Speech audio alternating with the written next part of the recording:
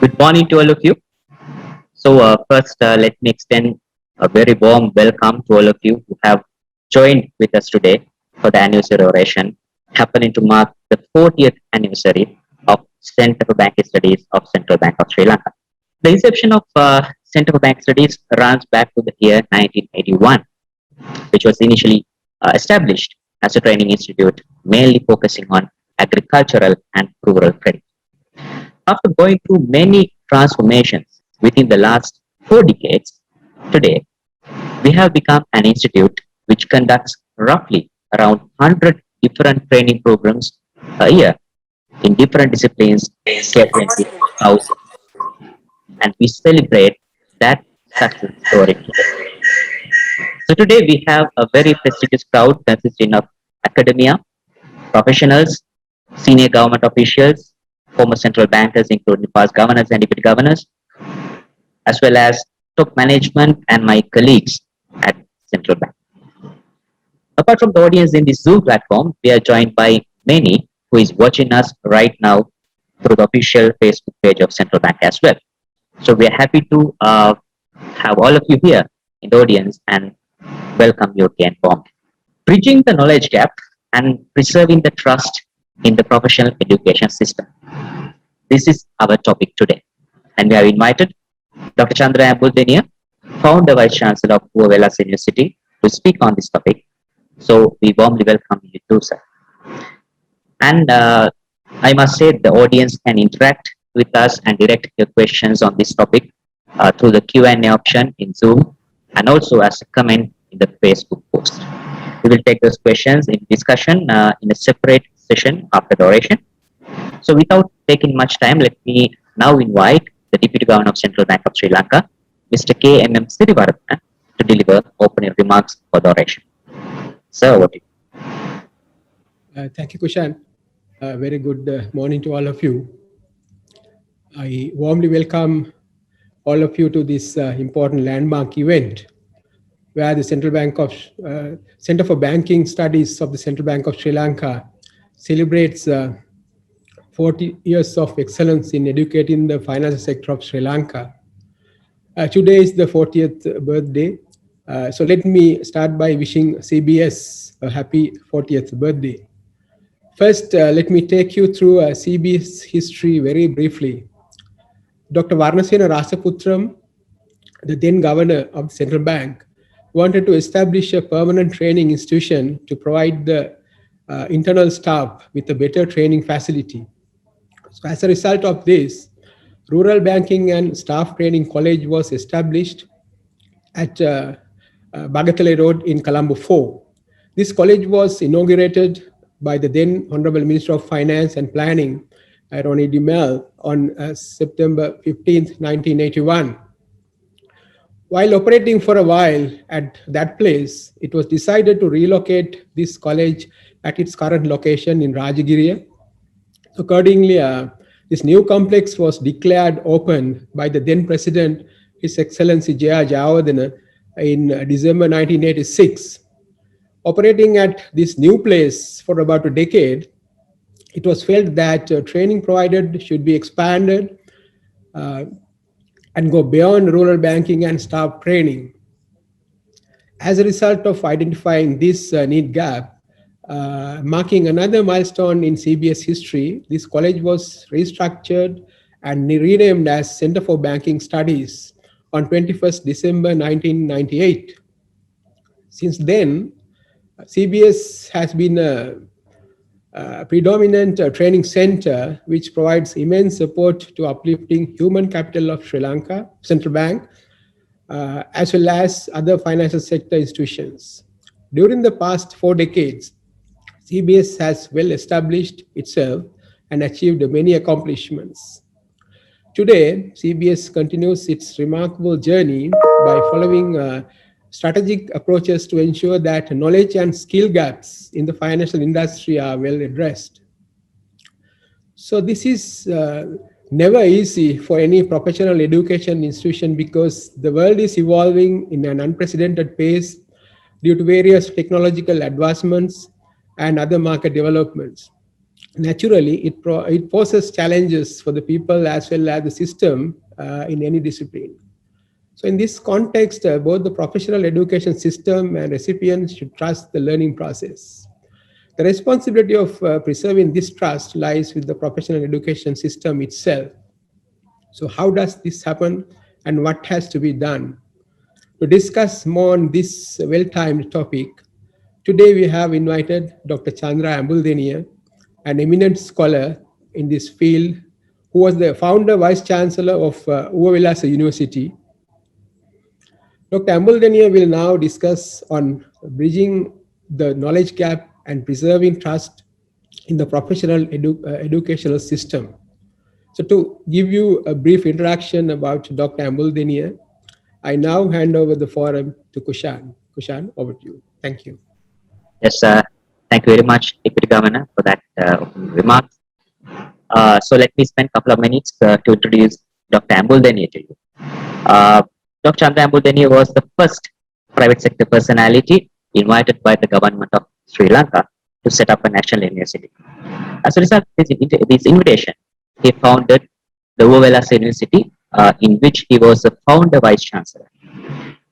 Wellassa University was founded on the STEAM concept, which is an approach to learning that uses science, technology, engineering, the arts, and mathematics as access points to guiding student inquiry, dialogue, and critical thinking. Dr. Embuldeniya contributed for the introduction of entrepreneurial and interdisciplinary education into the university system, in line with his fundamental belief of connecting education with economic and social development. And he chaired the first ever institutional review of the university at Perak University, and also chaired the institutional reviews on Industrial Training Institute and Ectocobac at Agrarian Research and Training Institute. Apart from that, he chaired the experts committee for establishing the first sports university of Sri Lanka and advised on overall academic, operational, and construction processes to the sports ministry. He prepared the public-private partnership model for the Technology University for the ADB, Asian Development Bank, as a senior education specialist, and was the lead consultant for the University of Central Lancashire, UK, for 5 years to set up a flagship university, and was associated with setting up UCLAN in Cyprus. And he led the Sri Lankan operations of Westminster University, Keele University, and Manchester Metropolitan University through franchises. The Earn and Learn was introduced for students to carry out ICT education by working in groups and associate companies, which paved the way for many bright students to get high-paying jobs. Dr. Embuldeniya is a business transformation leader specialized in restructuring and reforming businesses, and hands-on experience having with him in driving innovation in many sectors. And he chaired many entities, including the National Chamber of Commerce, and now chairs the technology development arm of the National Science Foundation, and gives thought leadership for the integration of research with development and commercialization. So with that rich introduction, let me now invite Dr. Chandra Embuldeniya to commence the lecture. Sir, over to you. Thank you very much, Kushan, for that very generous introduction. In fact, I was carried away by that. Good morning from Sri Lanka. Emeritus Professor W.D. Lakshman, my friend, the past governor of the central bank, Mr. Sirivardhana, Deputy Governor, Ms. Dimuthu Samaratunga, Director of the Center for Banking Studies, all my friends joining this online oration. Thank you for joining. I congratulate the Center for Banking Studies, its director, and the central bank for your contribution to the economy and the persistent efforts to reduce the knowledge gap in banking and finance in Sri Lanka. Thank you, my dear friend, Professor Lakshman, for inviting me to do this 40th anniversary oration. I consider it a great privilege and honor bestowed upon me to do this oration. You suggested the topic, bridging the knowledge gap and preserving trust. in the professional education system. I picked it up because it was a timely, relevant topic on education. When I examined this topic, it occurred to me that the knowledge expected is not what is delivered by the system. Only a small fraction in the intersection of those two circles that you see on the image that is presented to you, that is delivered. What is expected and what is delivered has a very small common area in this Venn diagram that you see. That is what we deliver. Actually, when we are talking about professional education, it is quality assured. When you say quality assured, a lot of people think that quality assurance is, giving an assurance of the curriculum to people that they are going to deliver what is in the curriculum. I think it is a little bit naive to think like that, not a little bit, but that is the problem today. Actually, you will hear what I'm having to say during this presentation. So I'm not going to explain all that, but so my question is, how do we really deliver what is needed in the system, and what are the weaknesses of what is being delivered is what I'm going to discuss today with you. This is a little bit different to what you used to hear about education system in our country, because I want to address the real issues in the education system if we are looking at a transformation in our country. So shall we move on to the next slide? Tell me, and I forget. Teach me, and I may remember. Involve me, and I learn. This was Benjamin Franklin. 300 years ago, it was relevant then, it is relevant now, it will be relevant in the future as long as we are trying to make children learn. There will be a time when children learn by themselves, by involving themselves with technology that we are still not familiar with. But let's see how we can adopt this in our transformation of education in the future. The World Economic Forum in 2016 brought another concept to our attention. Education is the stock of skills, competencies, and other productivity enhancing characteristics. Something that I like to add to this is we always revamp the stocks to get rid of redundancies. Education is continuing with legacies without getting rid of the redundancies. This is something that we need to remember in what we are trying to do in education reform. Regulated education is the professional education system. Regulated education is also based on quality assurance and accreditation, and that's why we call it professional. It's a two-way process. The teacher is the subject and student the object in the classroom, and the teacher is in command. And when the students are responding, teacher is the object and student the subject. We will examine this as we go on. We will also examine the higher education, general education, and vocational education system in the education system. And we are trying to understand the gap in the education system. In understanding how to bridge the knowledge gap and preserving trust in the professional education system, we need to understand the gap in the economic growth, the knowledge that is required to generate the growth that we are expecting. For every dollar spent on education, as much as $10 to $15 can be generated in economic growth. This was UNESCO 2012. And also Woosman in 2015 said education is a leading determinant of economic growth, employment, and earnings Ignoring the economic dimension of education would endanger the prosperity of future generations, with widespread repercussions of poverty, social exclusion, and sustainability of social security systems. We found that the MDGs gave importance to the universal primary education, but then SDGs have taken up primary education as well as secondary education, leading to the relevant and effective learning outcomes for the future. And by 2030, we have to meet up with these SDGs. Education quality assurance is something that we resort to. It ensures what is in the curriculum is delivered.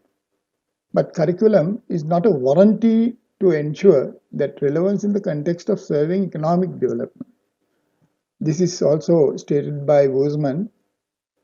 He said, policymakers interested in advancing future prosperity should particularly focus on educational outcomes rather than inputs or attainment. Our outputs are things that we are really looking into when we are talking about quality assurance. One of the outputs is about the number of graduates who pass out and also the graduates at the intake level with a certain level of educational attainment. You can see these two charts, how the numbers have been increasing in the intakes and also how the output numbers have been during the last 3 years. This is just only an example of one output. The question is whether these outputs really tell us anything about bridging the knowledge gap in the economy. As I mentioned at the outset, we are looking at the ways of bridging the knowledge gap and what is delivered and what is expected. This is a question about outputs and outcomes. Outcome is not satisfactory. That is why we have such a gap. We will look into this aspect in the higher education system, general education system, and also vocational education system. This chart is very interesting. It shows one of the failures in our education system. It shows in the agriculture sector, we have 27% of the people working for 7.7 contribution in the GDP. 27% of the industry gained by 27% of the people, and also 46% of the people contributing in the 64.4% of the services sector. Now, this uneven distribution of the workforce in these three main sectors of the economy, it indicates the knowledge gap in its inability to increase the contribution per capita using better intelligence and knowledge actually. The responsibility of this situation is one which I consider as a failure of every government introducing education reforms in our country. In dealing with outputs and outcomes of higher education, we have several accounting measures that we use in higher education outputs, like the number of students, the number of silos like the departments, the number of programs, then number of professors and lecturers and so on. All these are like measures of accounting purposes. But outcome measures are not in these ones. We will see what the outcome measures are. Now here is another significant output in the education system. Universities take in about 17.6% of the qualified A-level students. It also takes about 26.3% of the students into the NVQ system, NVQ qualified system.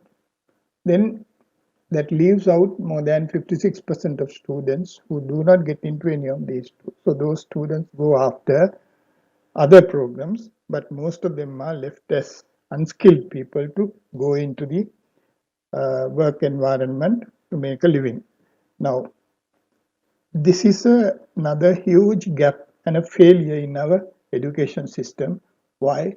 Because if we convert them into direct contributors to the reducing the knowledge gap in the education system, they can be more productive, and this is something we should aim for. Talking about the outcomes in higher education, we have about 5 things that I consider as important: infrastructure, employment, skills, attitudes, entrepreneurship, and innovations. These outcomes are not measured in our system. We only measure the outputs that are as accounting measures. When we take infrastructure, do we really measure the frequency of turnover of these assets? Are these physical assets geared for integrated learning experiences? Then when you consider the employability, how many students find jobs after passing out? Only one tracer study has been done in Sri Lanka up to now. How soon do the students find jobs after passing out? Are these students employed in the areas of their academic interest? What are the entry-level earnings of students in their employment? How long do students stay in the firms where they first get employed? How many jobs have they changed in the first 3 years after passing out? How many students have ended up in clerical and teaching jobs after first getting into the production? Talking about skills and attitudes, are there processes of assessing students' skills and attitudes? How do the employers assess the skill levels of students who join them? What are the reasons given by the students and the reasons given by the employers for their exit? Then entrepreneurship related outcomes. How many students are becoming entrepreneurs? What is the success rate of these entrepreneurial experiences, startups? Innovations related outcomes. Have they used innovations in their entrepreneurial exploits? Have they developed innovations during education? Are the students assessed for entrepreneurial work? These are very important outcomes that we do not have any measures as such up to now. We talked about higher education outputs and outcomes. General education outputs and outcomes are similar. You find the number of schools being an output, the number of students being an output, teachers, facilities for extracurricular activities, ICT facilities. All these things are like outputs.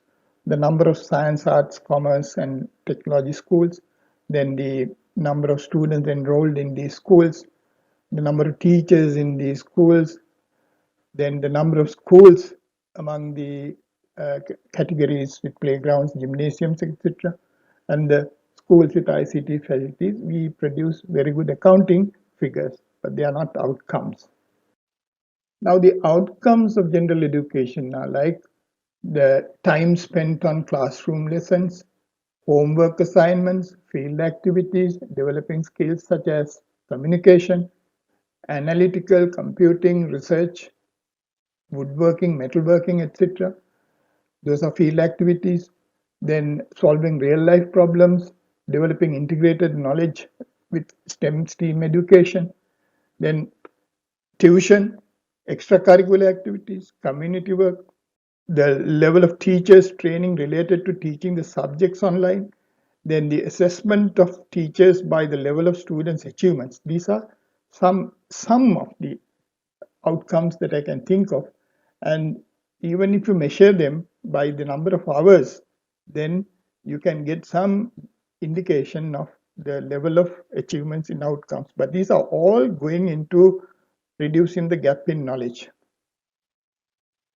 Tertiary vocational education system is different to higher education or the general education because this is 100% dedicated to producing people for the world of work. They go and work. Now, measures of output are the number of institutions, the number of courses, NBQ3 and above courses, quality and accreditation level of the institutes, classroom hours, practical training hours, then the lecturers, instructors, and demonstrators, the numbers of them in this institution. They, to some extent, these outputs measure the success, but not all. Outcomes of tertiary vocational education are quite different, like comparative assessment of the programs by any overseas professional institutions running similar programs. That would indicate the number of assessments exceeding the level of overseas programs. The emoluments of students after 2 years from passing out, they should be above benchmark numbers. The number of students leaving the offshore work and employed by the FDI, so they should be above benchmark numbers. The skill level of the instructors and demonstrators, the availability of modern facilities for our practical training. These are some of the things, but there can be many other things because the vocational education is directly connected with production or services. So how do we really measure the real outcomes of the expectations of the students who are going through this tertiary vocational education system in our country? This is a glimpse of the tertiary vocational education institutions. 1,239 are there, 669 private and 570 are public. All are supposed to be producing directly vocational graduates or students who are passing out. The trouble here is there are 6,826 courses into 2020, of which exactly half are producing TVEC approved accredited courses. Other half is not accredited. So in that situation, when we talked about that 56% of the students who don't gain entry into the formal accredited education system, there is a large number of students who are getting trained on unaccredited courses. That is a real threat and a danger in the system. This shows the distribution of students in the tertiary vocational education sector. Department of Technical Education and Training, NITA, VTA, National Youth Service Council, and the private sector as a whole. They all run programs, and the number of students in 2019 exceeded 80,000 altogether.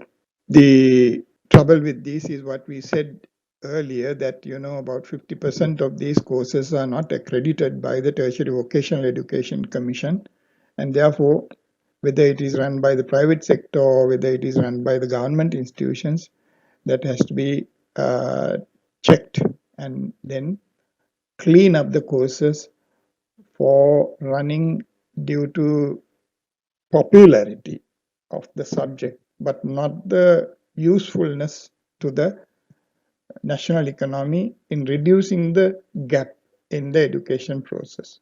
That is what I need to say here.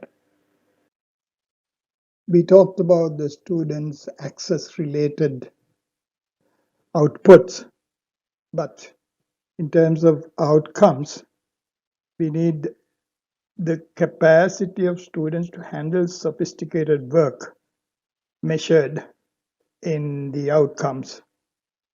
We also use the number of students in different disciplines as indicative of outcomes. These disciplines are either professional education or not. Educated in professional streams, we need to really make an assessment of these streams' capacity to contribute to the economic value addition. These two charts show a particularly favorable trend, that is the reduction of the silo-based programs and the increasing of the integrated programs. On the right-hand side are the silos, and on the left-hand side are the integrated programs that are directly contributing to the reduction of the gap in knowledge and also contribution to the economic development directly. I'm not saying that the silo-based programs are not contributing to the economic development, but indirectly. But they could be more productive if these programs could be made more integrated and multidisciplinary in nature. Now, arts, commerce, management, and science have about 74% of the student output, and then 26% of the student output come from the other lot. So basically, if we want to make this country more directly contributing to the economic development and reducing the knowledge gap, we need to think about how best we can really transform the arts, commerce, management, and science programs to become, I would say, STEAM education, integrated programs, and more multidisciplinary programs. Earlier, we showed you the student numbers. Here, we show you the academic staff numbers in those two groups. You can see both are increasing. Fortunately, the arts, commerce, management, and science staff numbers are not increasing at the same speed as the other numbers. So therefore, there will be a convergent point, sometimes maybe many years ahead.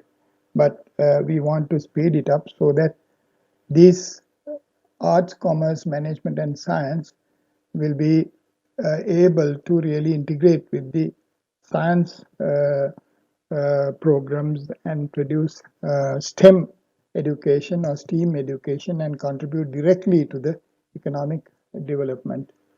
This chart shows what I call the silo situation in the university system. Faculties and the departments, they keep increasing every year. The silos do not help the integrated knowledge development, which is contributing to the development of the economy.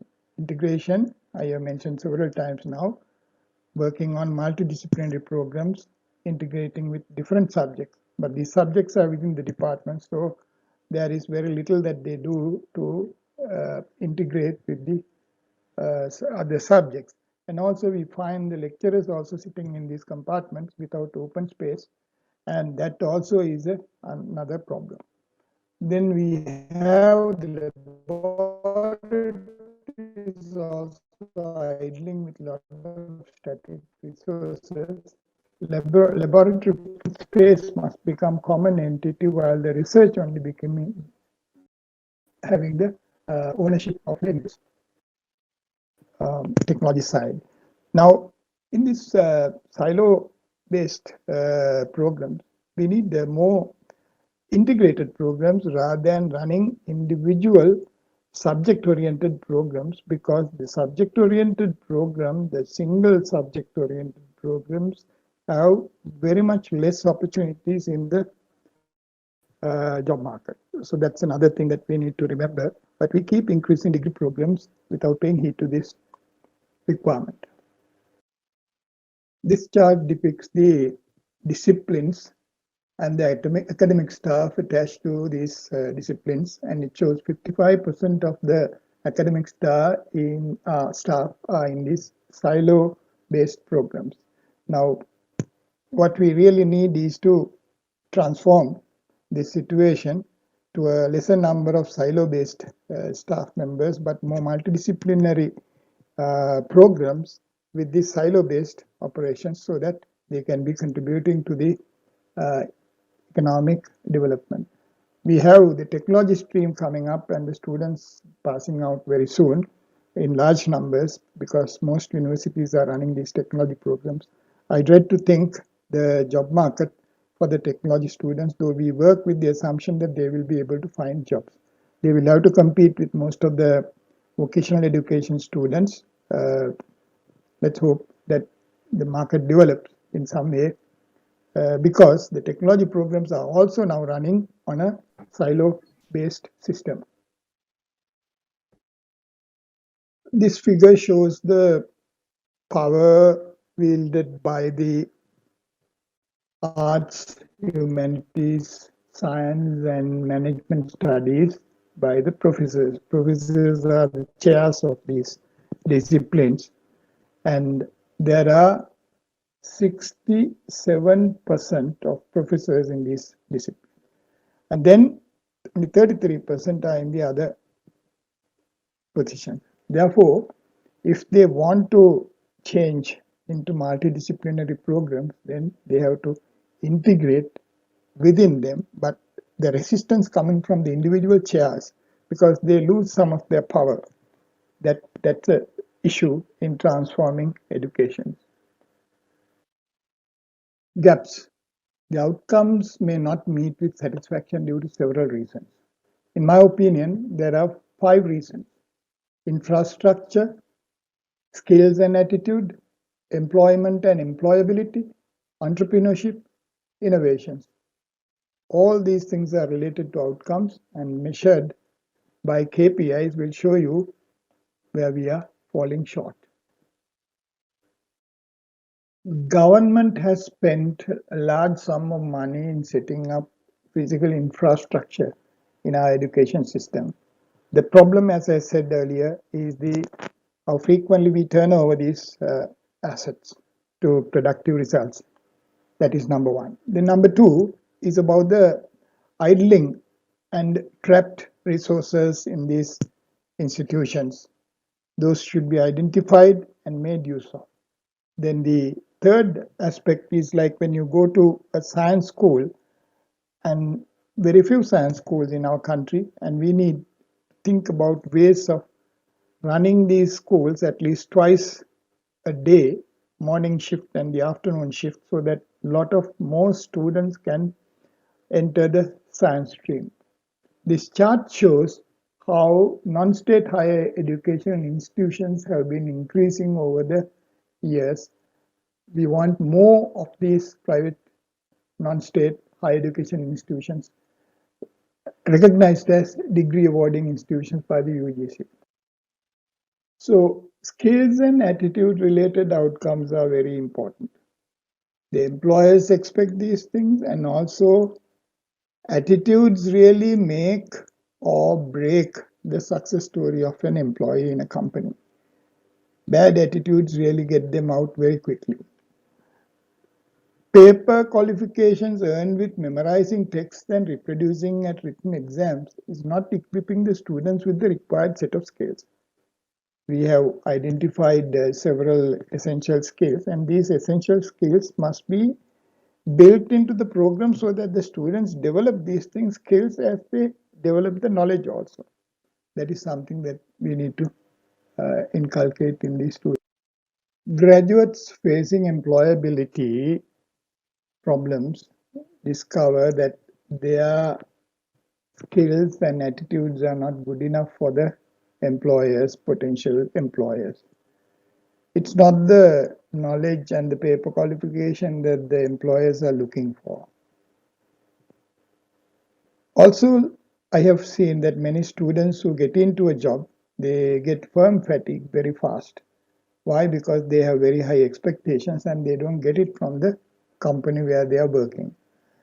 Then there are the others who, when they see that government is advertising for a lesser paid, lesser job, but gives them a lot of free time, they apply and they get into they leave the company, they join those places, and actually the value added to the economy with such jobs is rather in the negative, since it is possible actually to consume more resources than produce outcomes of economic value.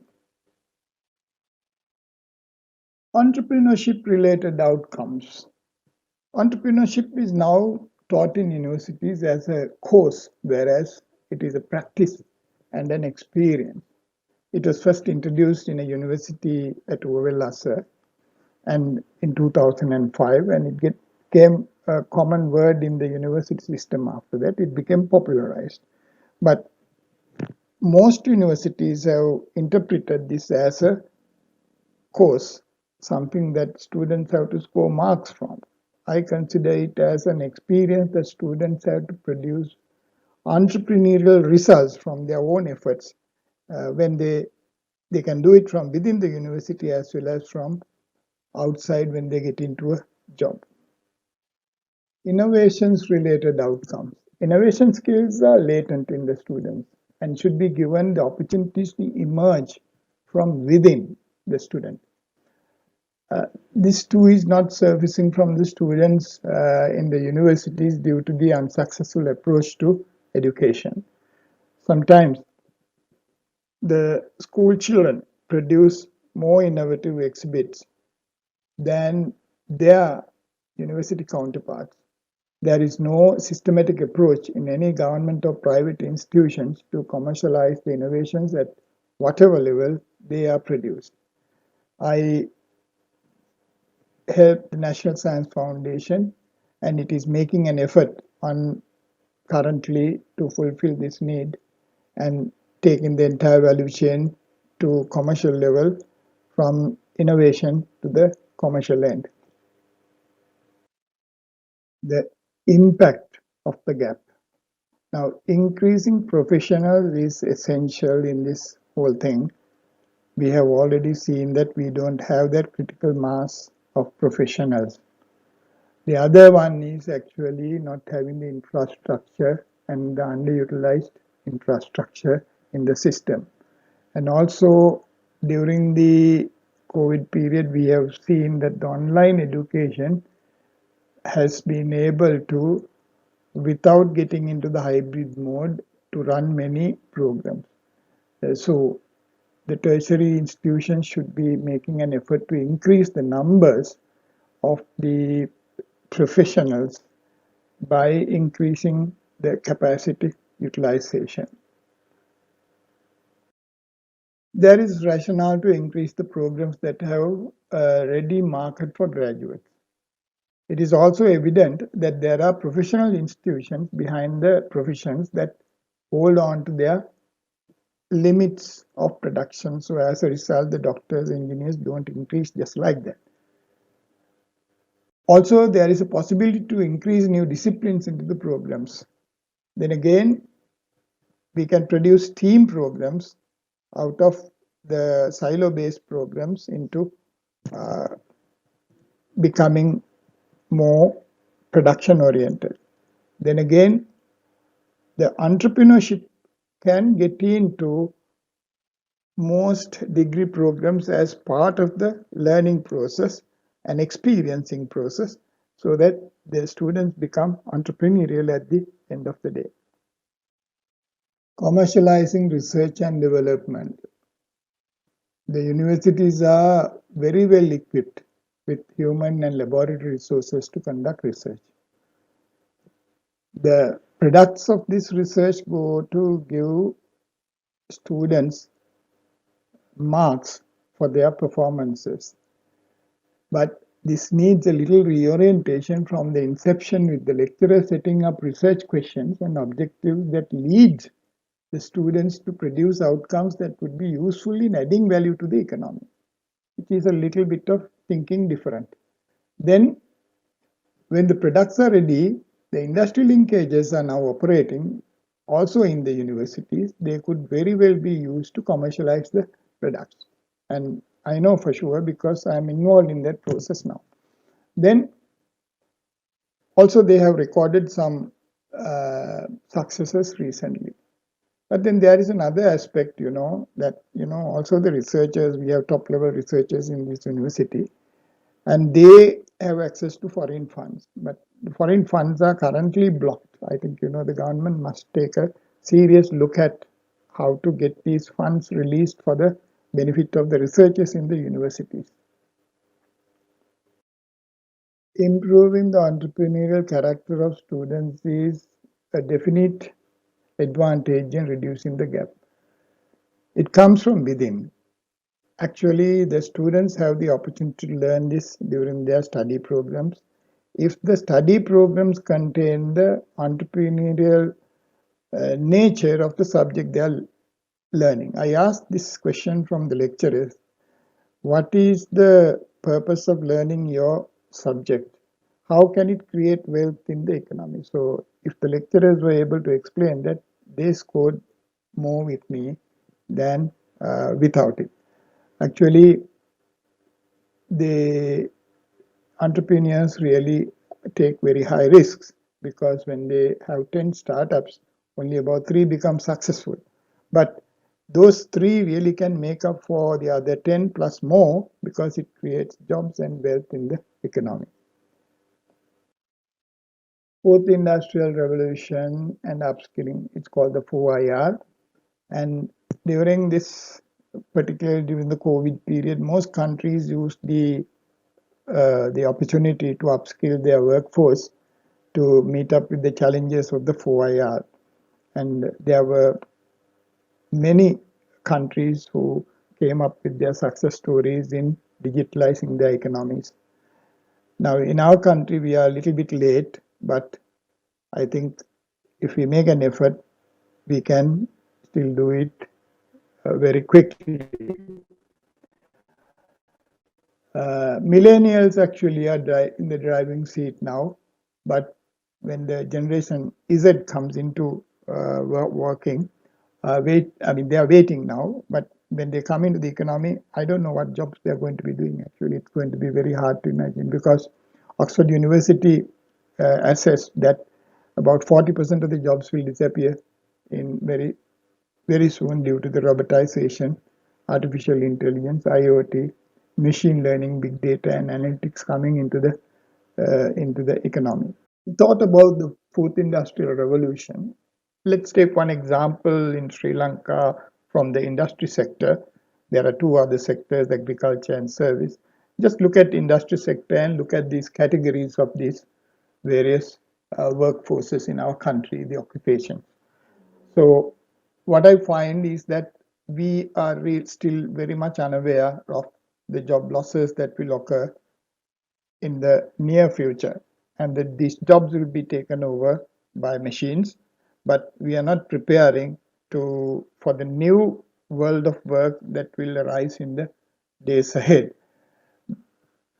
Our inability to prepare for that will be the advantage to the other countries to be more competitive than us in the marketplace. Something I wanted to remind everybody to be aware of. Let's examine the question about trust in professional education.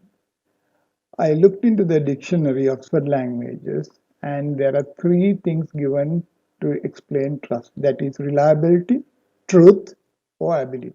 Let's take reliability. You know, a hedge looks good when it is trimmed because it has all same trees. But if a forest is trimmed, then it is not fair by the diversity of trees, as a forest is biologically diverse by nature. So are the children. They are born different from one another and enter a government school. The education system sends them through the same process of trimming to deliver similar products. So therefore, the system has lost reliability in maintaining the diversity of children to surface with a wide variety, diversity of outcomes and talents. They are not promoting the students' inherent skills and abilities. So therefore, the reliability of the system to produce the best in a child is not addressed.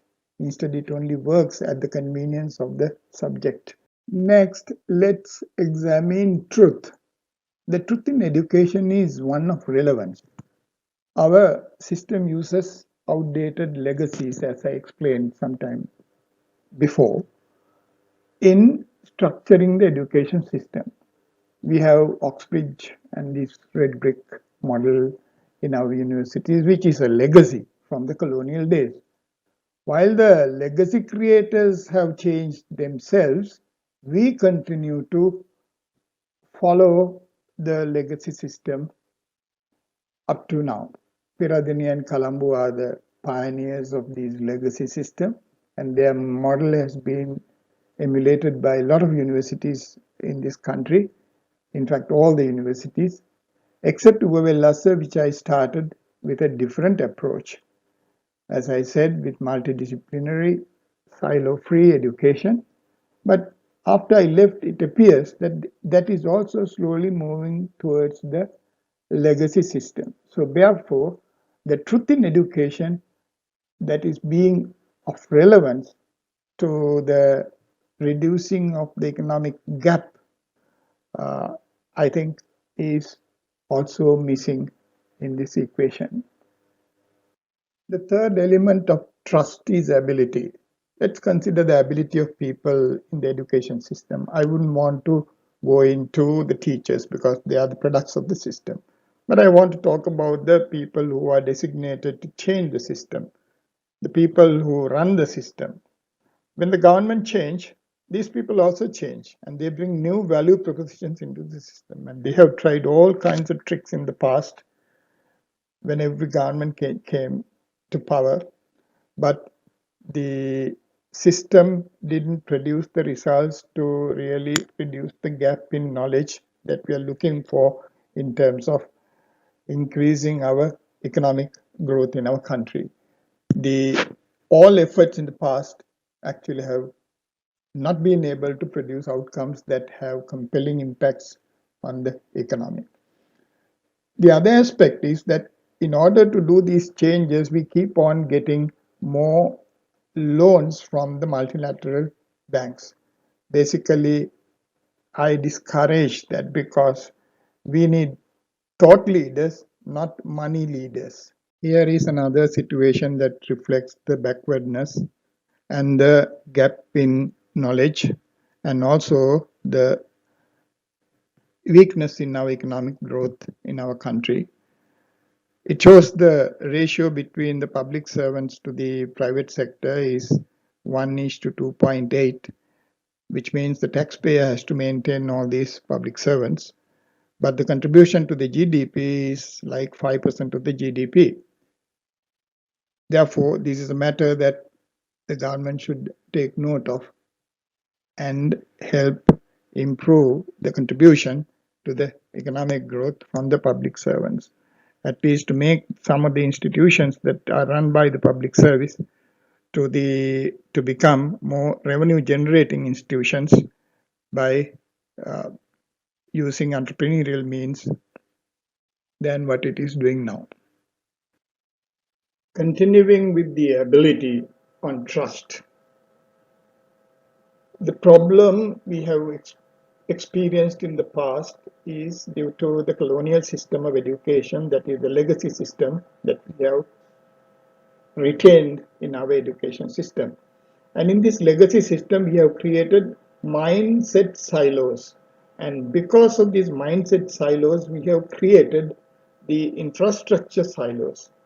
Infrastructure silos have created the departments, faculties, and so on, preventing us from integrating knowledge that will be currently relevant in the context of economic growth and reducing the knowledge gap.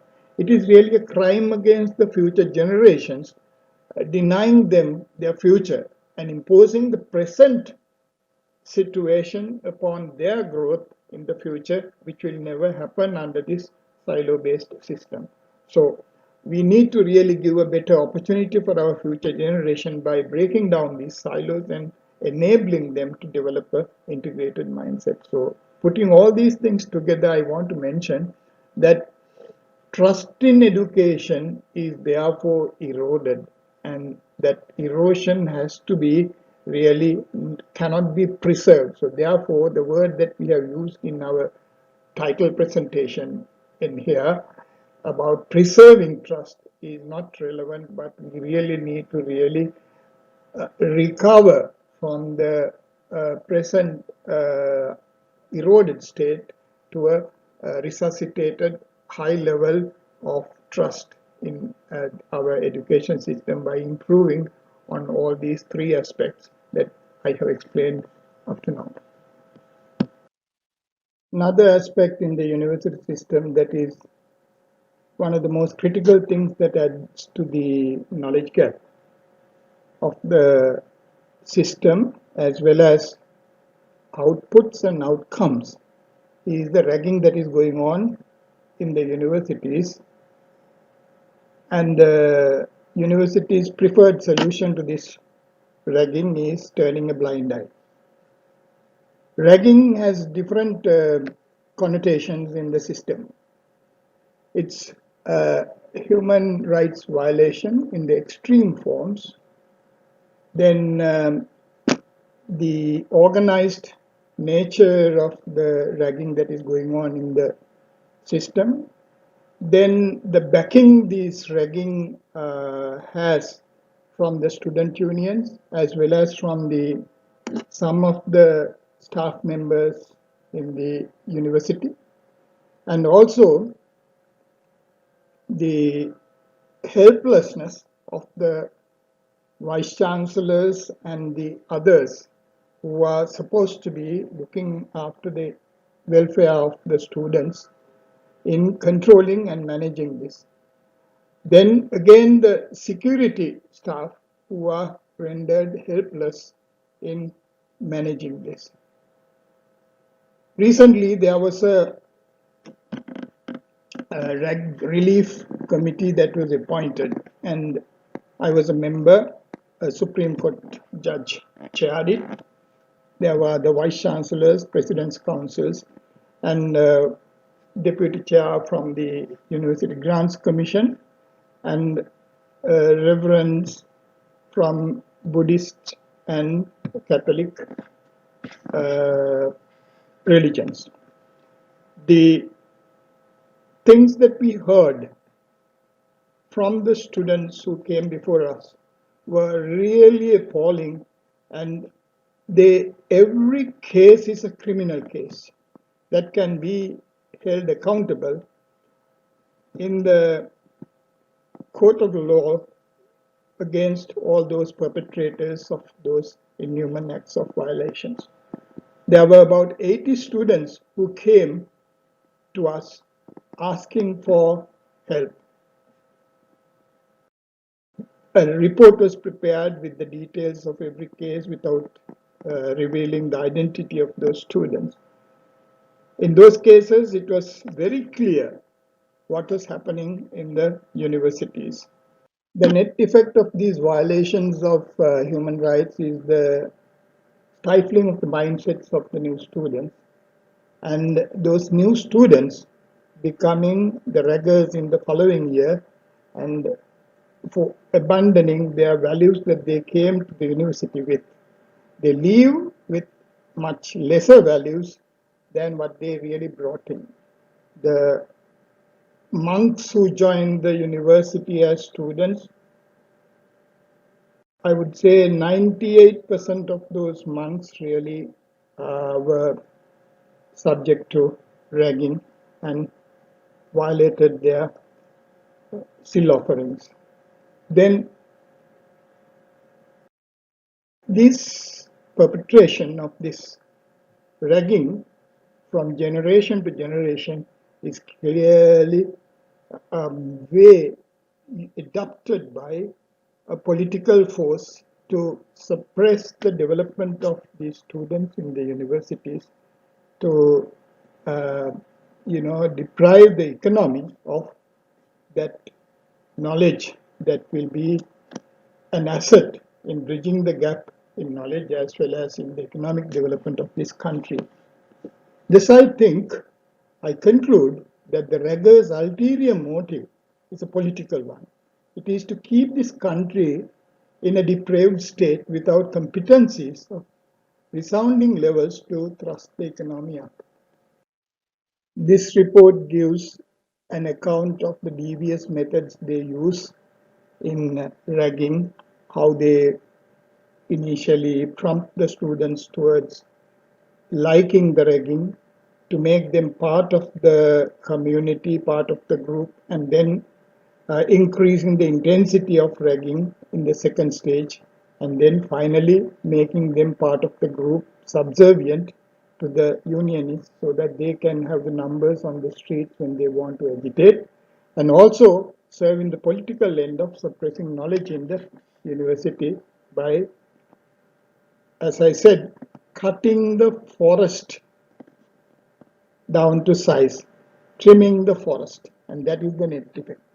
Those resisting students are not given the necessary facilities for joining in group work by denying information and subjecting them to various abuses right throughout the learning period in the university they are attached to. The lecturers know actually what is going on, but prefer to turn a blind eye because otherwise they face a lot of wrath of the student raggers, and then also may be subject to abuse from sometimes the fellow lecturers as well.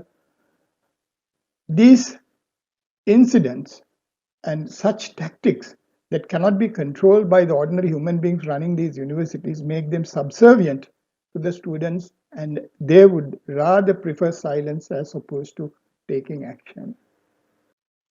The prohibition of ragging and other forms of violence in educational institutions is an act in 1998, the number 20. It's a very powerful punitive action, but has not been made use of effectively. What we came across really violated this act. So our question is actually how come the perpetrators didn't get to face the rule of law in our country? It didn't happen. We saw only one vice chancellor. Let me name that with my appreciation, the Runa vice chancellor in recent times, who acted against the raggers and went public with the crimes.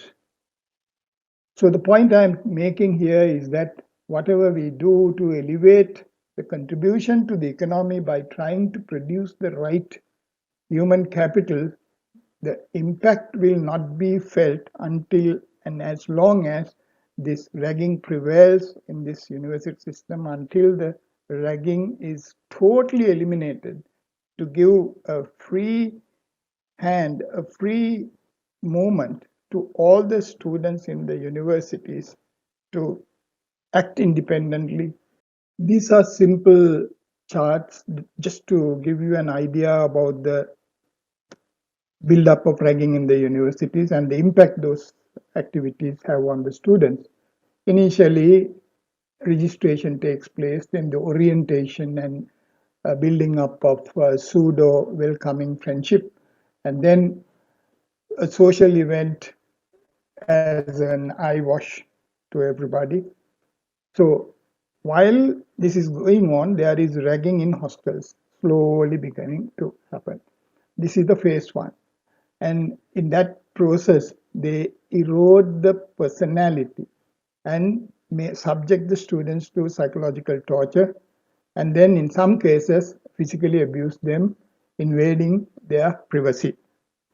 In the second phase of ragging, it becomes extreme ragging, extreme mental and physical abuse, intolerance of anti-ragging, physical attacks and life threats for those opposing, then degradation of performance during that period for these students because they are not allowed to attend lectures at the whims and fancies of the raggers, and reported or unreported departures from the university. Suddenly people disappear from the university, never to return. We saw how this ragging impact on cultural values, spiritual values, and impact on life and their wellness. You can read this paper and then get to know what these are. I'm moving. There are impacts on freedom of socializing, impact on self-esteem, then impact on physical body. On to the next one, that is the impact on health, impact on privacy and leisure, impact on academic work and progress, which is the most hardest from the economic point of view. When the students are prevented from attending lectures, and when they are not given the necessary support to those people who are uh, against ragging, and then the inability to complete their courseworks. These are all really bad examples of behavior. By now, we are convinced that we have very poor outcomes from the education system that is failing to contribute to reducing the gap in knowledge as well as contributing to the economic growth in our country. Therefore, there is a need to change this process. Therefore, we should have a great vision. Now, actually, I had a vision for Wellassa when I started it. It was we want to become the center of excellence for value addition to the national resource base. Why national resource base? Because it's a national economy that we want to really help grow, and our resources are at very primary level, and we wanted to add value to the primary level resources for giving them a higher value. And what did we use as instruments in adding higher value? It is by using technology, and today it should be using the digital economy as well. So digitalization will be a huge impact on value addition to our national resource base. So in general, I would like to say our purpose is to have a rapidly growing economy that continues to reserve a positive infusion of human capital. Then our mission is to develop well-rounded human capital to power the economy. This is something that we really need to build into our system. So I'm going to give you some ideas about how I think about what should be done from a strategic point of view. If there is no strategy, then there is no change. So let me ask this question. Responsibility of the education system towards the government, what should it be? What does the government really expect from us? Two things. One is they want growth. The other one is about productivity. Productivity means asset turnover, genuine productive operations, using the idling resources, and then making more use of the resources in the university, and also helping to grow. We need to give more access to more economically productive programs that will really reduce the gap in knowledge. So these are the things that the government is really expecting from the education system. So we have understood what is our responsibility towards the government. Now let's understand what is our responsibility towards the stakeholders who are in the education system. Reliable producer of competent, skilled, and knowledgeable students is our primary responsibility, because they are our closest stakeholder. But then there are the employers who are expecting great products from our universities so that they can take up a job and run with it. Then we need a dependable source of research and technology development for the economy, collaboratively, using public-private partnership models. We also need to work with the private institutions, because private institutions own a huge wealth of academic educational assets in our country, and we need to work collaboratively with this private sector and in helping bridging the gap in knowledge.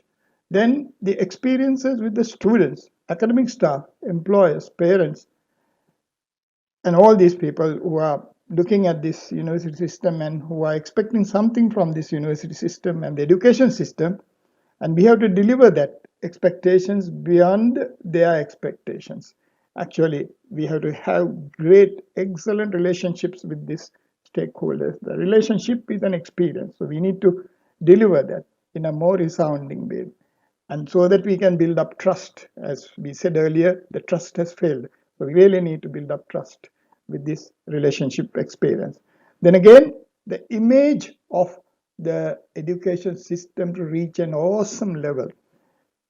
I don't have to tell you that whenever I see the students on the street, it really makes me depressed, and my feelings are shared by almost everybody whom I know who are contributing to the value addition in the economy.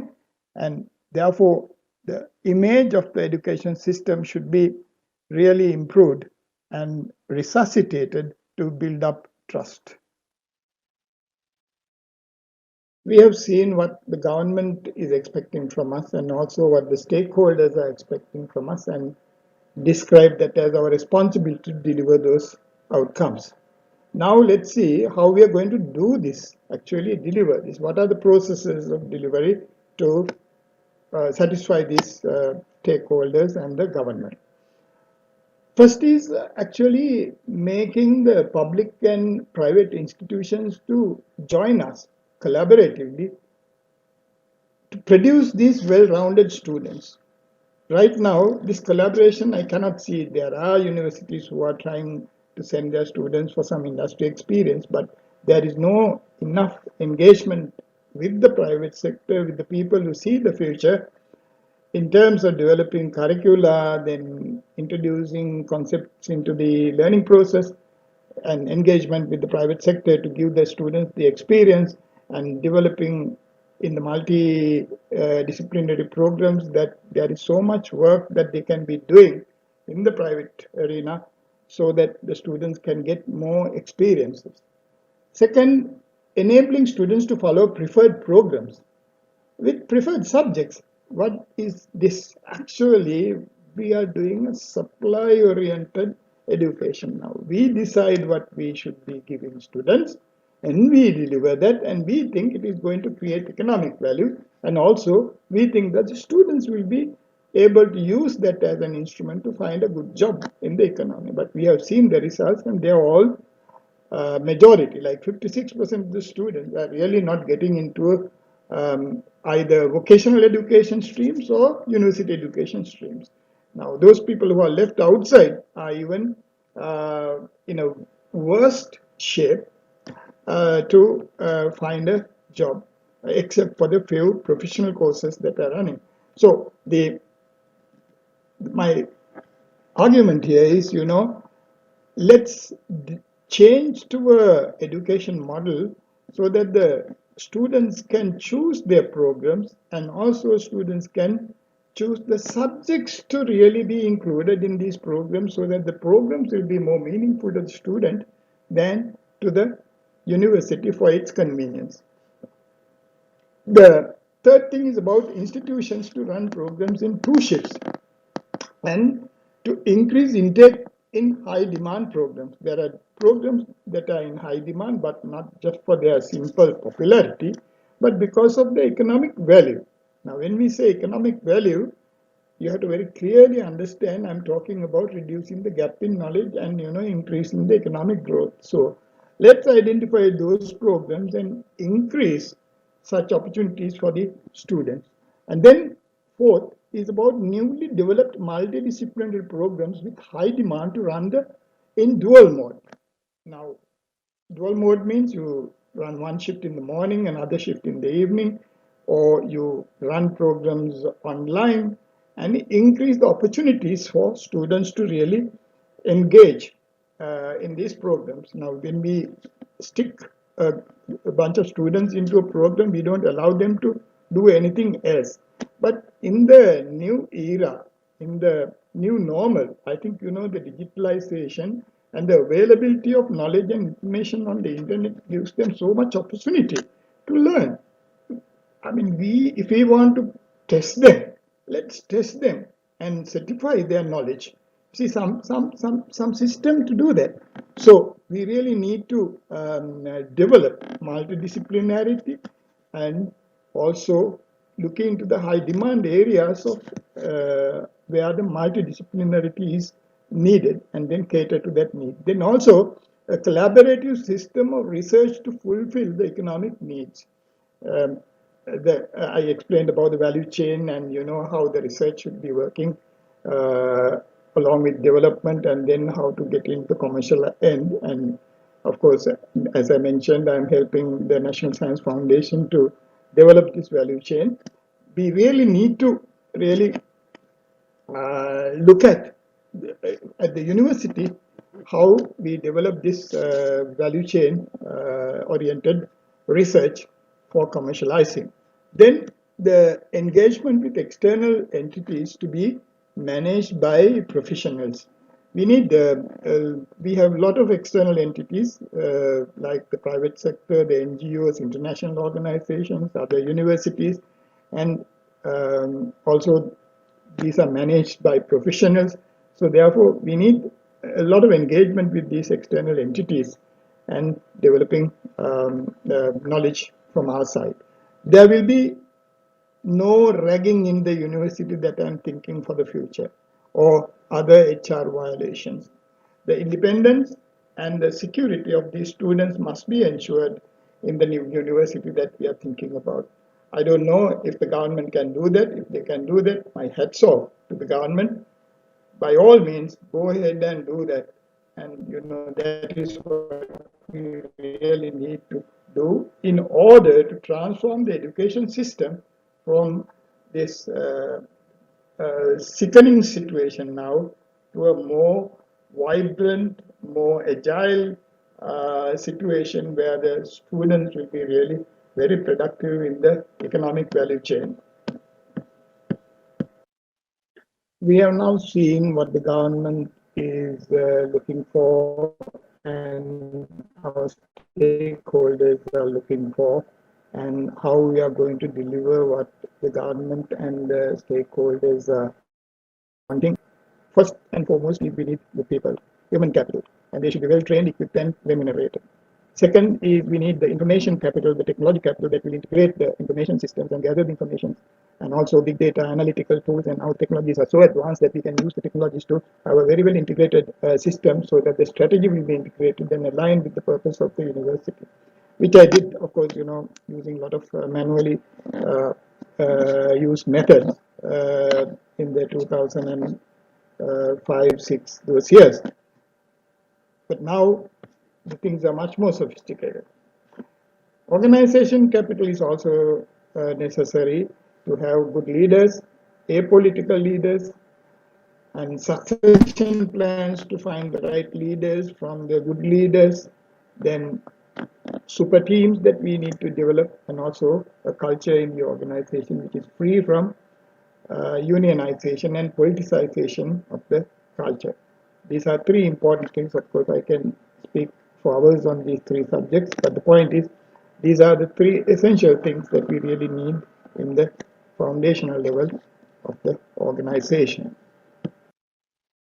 In this outline, we have given a strategy map that shows the outcomes and also the drivers. There are two outcomes, that is what the government is expecting and the stakeholders are expecting, and the two drivers are the processes and the foundational aspects, the three: human capital, technology, information, and the organization capitals that we really need to develop as the drivers of the organization. Now, this cannot be done only by the government. We need to collaborate with the private sector, and this must be a plan that is really collaboratively working for the education system. And just imagine if the private sector gets together to give facilities for another 30, 40,000 students, the government is free of investing capital into any of those things. What they need is a very good professional system which is quality assured, so that the quality assurance process will ensure the students are learning something that is relevant in the outcomes for the narrowing of the knowledge gap and developing economy in the country. And then the government can use these assets as for their purpose, as well as by sending their students into those universities. This is something that I really need to mention here. Now let me recap what I said at the outset. Tell me and I forget. Teach me and I may remember. Involve me and I learn. Benjamin Franklin said this 300 years ago. It is true even today, and it will be true even in the future. They have all with the students in narrowing the knowledge gap in the country, as well as helping grow the economy. And young people are very positive about economic growth, and also they also want to have good jobs in the market. And if there is no economic growth, there will be no good jobs. And if there are no good jobs, there will be no economic growth. But without knowledge and without narrowing the necessary knowledge requirement that is in the market, in the knowledge economy, I think we are not going to help the economy. Therefore, finally, to wind up with the message to use the outcomes to measure and to have a dashboard to tell you where we are always learning. Thank you very much for listening to me and giving your time. I have given my references here. Before I wind up, let me thank Ms. Dimuthu Samartunga, Director of CBS, Ms. Erandi Ekanayaka, the Secretary of the past Governor, and Mr. Kushan Lalitsen, who helped me develop my speech up to now, and also the Economic Research Division Department of the Central Bank for giving me all the statistics that I wanted for this speech. Thank you all for helping me. Finally, I want to thank Professor W.D. Lakshman, the retiring governor, the past governor of the Central Bank, for inviting me and giving me this very important topic to speak on today. Thank you very much, Professor Lakshman, and I wish you all the best in your retirement to serve the nation and also to continue your service to the nation in the future unstinted. Thank you very much. You can contact me, my email address is given here. And thank you all for listening, all the people who are online listening to me and my friends who came online to listen to me. Thank you very much. Stay safe. Yes, thank you very much, Dr. Embuldeniya, for that lecture with a lot of food for thought, I should say. So we're going to spend a couple of minutes accommodating questions that we have received from the audience and trigger a little bit of discussions on what we just heard. So as I said earlier, you can shoot your questions through the Zoom platform using the Q&A option, and you can also send your questions as comments in the Facebook post. So given the time we have, we will be accommodating those questions. So Doctor, are you there? I'm here, yes. You can hear me? Yes, but we can't see you still. I can't switch on because you are blocking me. Is it so? Yeah. Let me see. Start my video, yes, me. No, the host has asked you to start your video. Okay, all right. So it's here. Okay, thank you. Yeah, it's done. Okay. Now you can see. Yeah.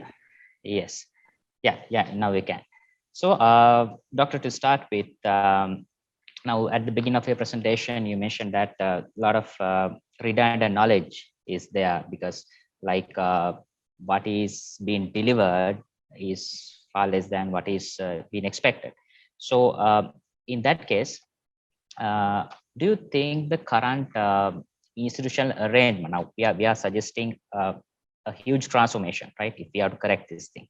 And do you think the current institutional setup is adequate to drive this change, or do we need something very new in terms of the framework of institutions? Let's look at it from this point. We have to design backwards, re-engineer, in the sense that, we have to look at where we want to take our economy. What is our economic direction? Then discover the knowledge gap that we have, right? That is the purpose of this whole discussion. Then how to work backwards to where we are now. I have given you a very clear overview of the present status of our education system. So if we are to deliver the outcomes that we are looking for to generate the economic development, economic growth, we are hoping to go to high levels of per capita. How do we really generate that revenue in our country through the production process? If you don't have production, if you don't have big services, we don't get anywhere near that.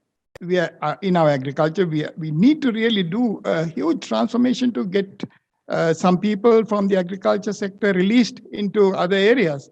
Maybe the agriculture sector is producing our food security, that is very absolutely important. But we need to put it at a very high level on a per capita basis. But we are having lots of systemic problems in all these areas. So it's when you talk about the institutional change, it is not only about the education, but the entire system. How do we make a systemic revolution in our country? And you see, the whole problem is for the past 70 years, we have had governments taking over and making a politicization of every institution in this country. You can't develop a country like that. You see, you need professionals taking over these countries and hold the professionals accountable. then the institutions must be geared to deliver the vision-oriented strategic outcomes that they're expecting. So once you know the national outcome that you're expecting, your institutions are working towards that delivery. So if you don't have that system in our country, we can't deliver that. So let's not take one sector in isolation and talk. We can't do that. All these are integrated, and how the integrated system works is, I could have shown you how the economic system works in a separate chart, the slide presentation. But that's not what I really want to do. Take this message. It's a holistic change in our country, a political change. Politicians come to power after with the preferred majority. But then let's not revolutionize the entire economy by transforming the people, the institutions by politicization. That way, it doesn't happen in any country. I don't know any country that has developed like that. You see, Lee Kuan, you can name people, international leaders who have done things, but what they did was they got rid of corruption. They made very excellent institutions and then gave a great vision to the people. They made people proud about themselves, proud about their country, and they made people return to their country. I can think of Korea, I can think of Singapore. People return to their country to serve their country. In our country, there are lots of people who are criticizing this country from outside. Let's change that thing, give trust to the people and do an institutional revolution in our country so that, we can transform this country to a much higher level of development. That is a simple message, but the way to do that is very strategic. And, that's a very detailed discussion if you want my answer to that. You won't have time today. Yes. Thank you very much, Doctor. Yeah, you mentioned about integrating all and make sure that things will be working. So stemming from that question, now private sector also plays a huge part in this. And you said that we should promote private sector engagement in education and go along with that. So how do you think this public and private partnership should work? On the other hand, like we have seen certain developments like free websites who are offering all these courses online at no fee. There are some measures like that. So likewise, there are different dimensions coming into play. So how do you think about those things? How this private and public sector engagement should happen, and about these new developments with this new online-based education institutions which are offering things free?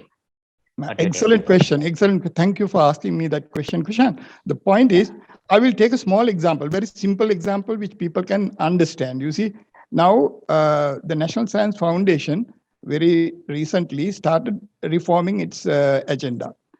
Earlier, it was a organization that was taking grants from the government, the funding grant that the National Science Foundation gets. And it was disbursing these funds to the people who wanted to do research, who wanted to do technology development. But now the transformation is that, you think about this whole thing as a single value chain. The value chain means you take the expertise that the National Science Foundation has by enrolling all the competent people in the world, including Sri Lanka, from the universities and all over the world, and then make this an expert organization. And expert organization has the asset value of expertise. And we are investing that expert organization expertise as our investment in the public-private partnerships to give the private sector the solutions that they're looking for. So when we capitalize the private sector with the private sector brings in capital to find their own solutions. So because these private sector people want to go, international, work with multinationals, and they really want to work to find economic solutions. So when the National Science Foundation puts the expertise into the equation, that becomes a huge capital. And once the solution is found for the private sector, the National Science Foundation, being an expert organization in the government, they exit. So they recover the capital plus a huge value addition to that capital and then brings it back as an asset to the National Science Foundation. Of course, it goes to the treasury, but that is the thing that we are looking at in the future. But in the education system, look at it from this way. Now, I have given you this example, and it's a single value chain. In the education system, what we are looking at is producing top-level products for the economic, to reduce the economic gap. Now, what we want is a collaborative effort. Let's say now I was asked to set up a sports university. Now, in that sports university, that we need to transform certain things to really make it a top-level sports university. The sports university is not a place where people start producing academic papers and then publish them to polish their CVs. It's a place where research and development will help the sportsman to produce Olympian results, and in Sri Lanka to produce a healthy, great community in our country. And for that, we need to do certain significant transformation. And you need the private sector coming in with this. The private sector are the people who are running the sports events, the sports facilities, and the clubs, and all these people. So the value chain has to be identified, and the professionals who would get in there are not the academics from the university. They don't know anything about sports. You can get a PhD in sports from a foreign university, or even now in some local universities. But the point is, the real sportsmen, the athletes, are the people who really know what it is all about. So you need to get them engaged, and you need to create spaces for them in this system value chain. But the point is, in our system, these are all silos. So you can't really make silos produce Olympians, right? So if you understand what I'm saying, it has a great big meaning. Take what I'm saying and, ask me questions in other forum. I will explain everything, what you need to do to change the education system to produce really Olympians, to reduce our economic gap in our country. You see, it's a different process, different thinking. We can't work on the same legacy system, as you said, Kushan. The legacy system is putting our mindsets into silos, and the mindset silos are creating institutional silos. So there is no integration. Economy is an integrated experience. When the central bank takes a monetary policy decision and the treasury takes a fiscal policy decision, if these two are not integrated in outcomes, it is fruitless. We really need the economy to produce the best results with the policy decisions that we take. So how do we really make this transformation? It's a different thinking.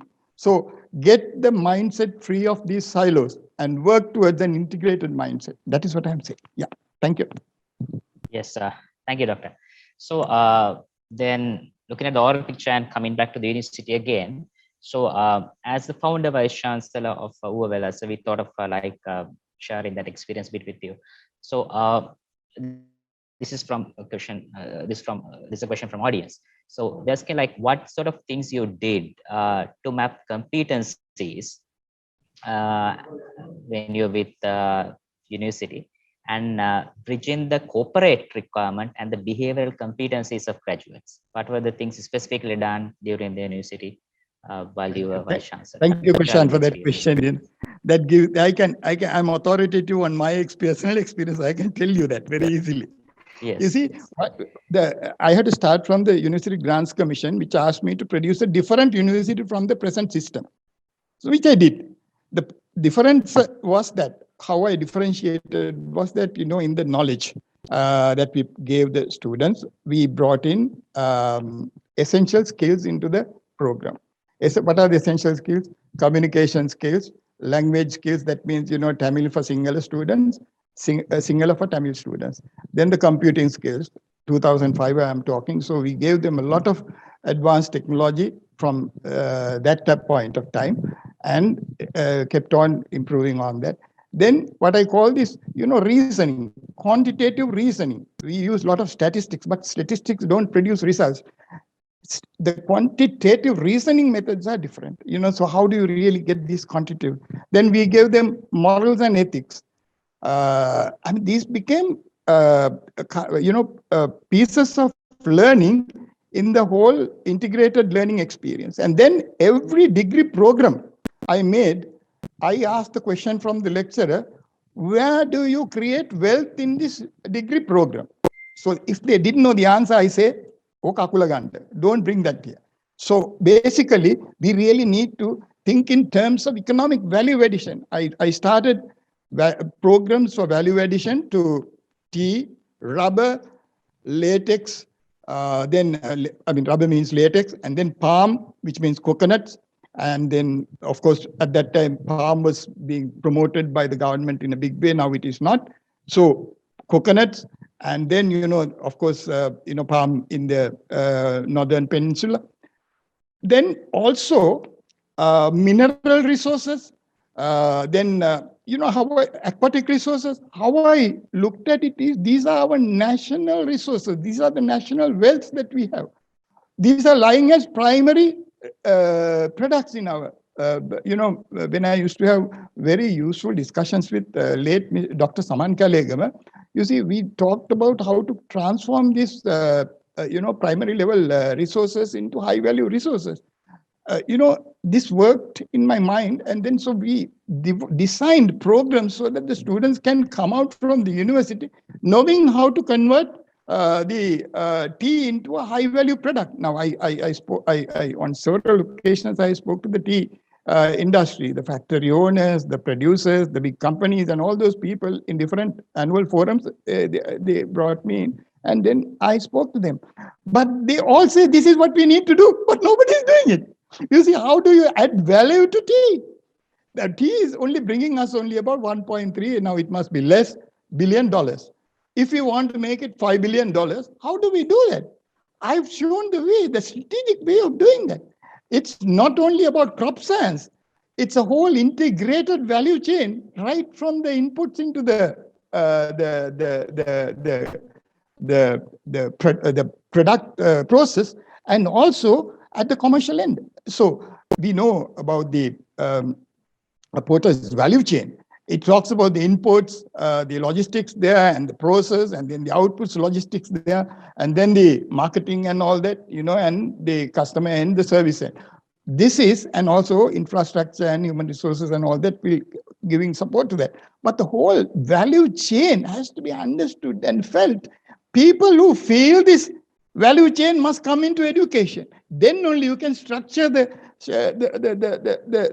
structure of a program to deliver it to the people, so that people will engage with that. And, like what I said, Benjamin Franklin, you get the students involved in this, the people who are doing it involved in this, so that they can produce the outcomes. And that outcome is what we really need in this country.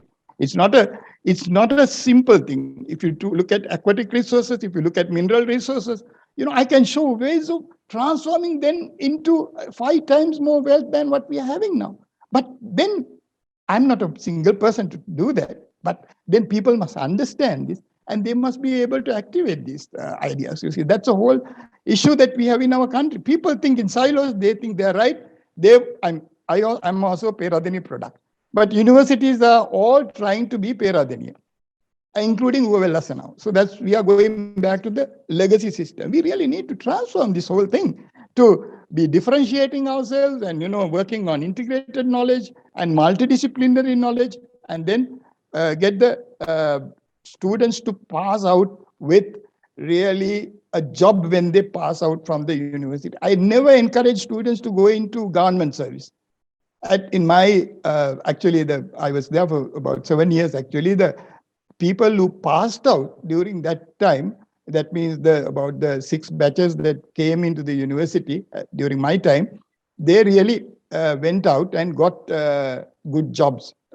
Initially, everybody got good private sector jobs.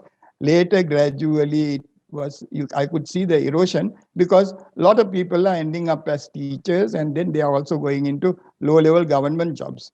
I mean, they go on streets fighting for a job. I don't expect my students to be on the streets. I don't expect ragging to be on the streets. I was shocked, when students from Wellassa came before the ragging commission. You see, I never had that experience in my life in the Wellassa University because students were not like that. So it's an entire transformation of the mindset of the students to really, to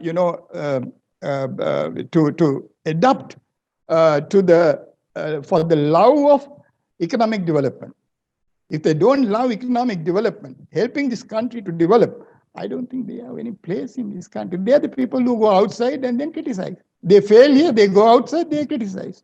Some people go get the free education here, go out, get a good job, good academic position, and then towards the tail end, they speak from there, identifying them with the Sri Lankan identity, and then speak. Okay, I encourage people to go overseas, earn, bring the money, and come to Sri Lanka. But the point is, we really need to have a bunch of university cream. They are the cream of the country. They must really love economic development, not politics, not politics. But what we are producing is love for politics and criticizing without knowing the facts. These are real cheap things. You see, we really need to have people who go after quantitative reasoning, looking at, our integration with, I'm a Sinhalese, I have a lot of Tamil friends, so we need to have that integrated approach to develop this country. So that language is very important. Sinhala people must learn Tamil, and Tamil people must learn Sinhala. We can't work in isolation. And also, for some time, we have been using English as the language go-between, and of course, all the lessons that we taught at Wellassa were in English. So people who joined the university came from rural schools, became very good in English towards the end. We had all that built into the system so that how they improved on the entrepreneurship and the language skills. So these are things that I did in the Wellassa University to transform it from what the education system was and how differentiated it is from the other universities. Not to go back to the Peradeniya. I don't want a Peradeniya to Wellassa, honestly. Okay, it's a bit clear, sir. Now, again, now when people are getting graduated from universities, and if they are failure, like if there's a failing graduates, let's say in corporate world, due to kind of a behavioral mismatch. Now, what do you think about immersion training within corporates in case there are failures in graduates in adapting to the corporate behavior due to certain mismatches? What do you think this immersion training can do within corporates? You see, all this training, immersion training and everything begins with the person being considered an asset to the organization. And there are, human capital is an asset.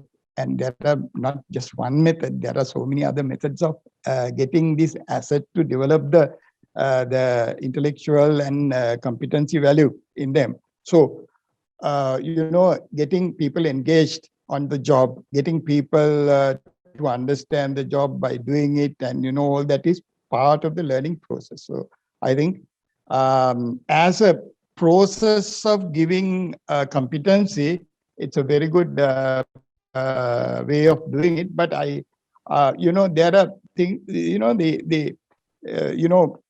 now various trainers give various different labels to develop, market their products.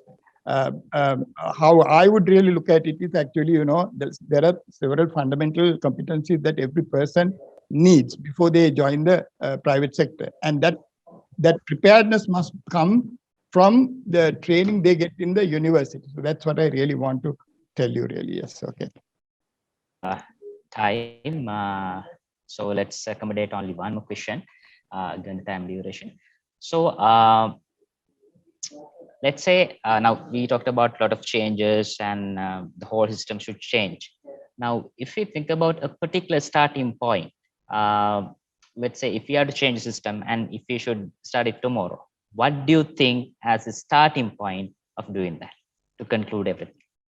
I know it's a hard question, but yeah. It's actually, announcing the policy of transformation that we are working on, the transformation of the economy to reduce the gap in the requirements for developing the economy to a high level. Now, let's say, I mean, we have seen the Vistas of Prosperity and Splendor.